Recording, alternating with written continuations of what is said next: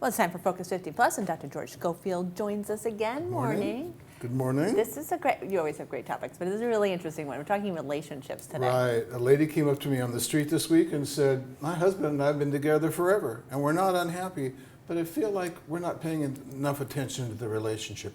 It lives in our house, too. Mm-hmm. Could you talk about that, please? So I grabbed it, and that's what we're going to do. So we mentioned something, we were talking a little bit off camera, that reality checks, is that something to do? I think what's really important to do is a reality check. If your marriage or mine is like this third party that lives in the house with us, it doesn't take care of itself all the time. It's important to pay attention to it periodically, to do a reality, what I call a reality check. It's very simple, but it's something important to do. So what is, when you talk about reality check, if you were going to look at it, what does it look like? Yeah, well, for me, it looks like 3 questions.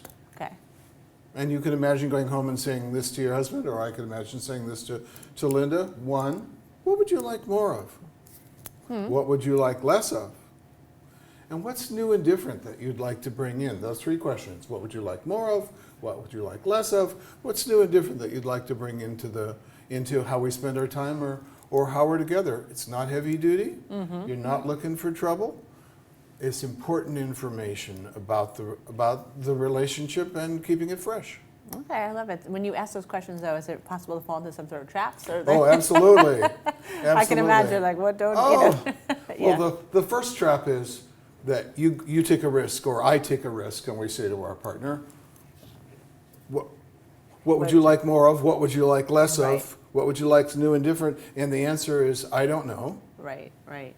And nothing happens. Passivity is not a good idea. That's a major trap. It's also a put down of the person who's making the effort. That's the first thing. The second thing is kind of negativity and blame. Yeah. You never talk to me. Right. You know, whatever all these things are. Right. So the major traps to avoid are either passivity or a lot of negativity. Yeah. And it's easy if you're simply having a neutral conversation that's informative to say, what would you like more of? What would you like less of? And what's new and different that would really make it fresher and more enjoyable for you? Do try those 3 things. Yeah.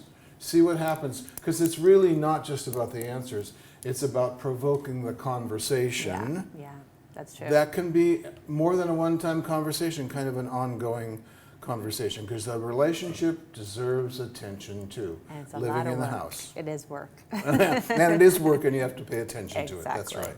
Exactly. Right. Won't happen if we don't do it, though. Exactly. Okay? All right. Well, thank you so much. Thank you. Have a great week. All right. Stick around. We're back right after this break.